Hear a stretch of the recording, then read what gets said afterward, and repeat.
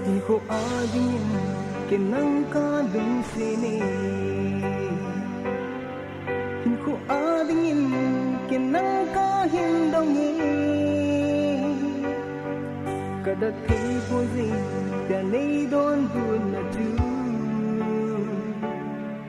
Ipizi amoy may hinsay timpin Gulangadi na kalpinla na jengho Ipizi amoy may hinsay timpin Gulangam kisi hanain ay yubi Gulangadi at hain panlangin Nagpamating ko kahilal dyan huli Iko abi mo mga tiya kadayken O gulani Pinsani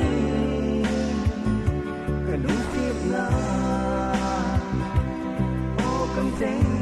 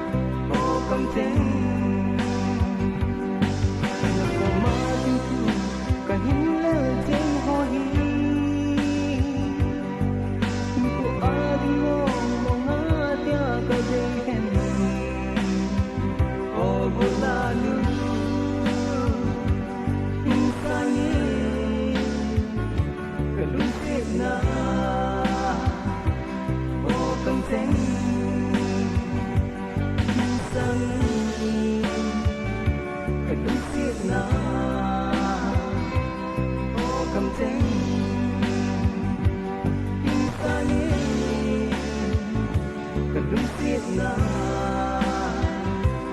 oh kamteng.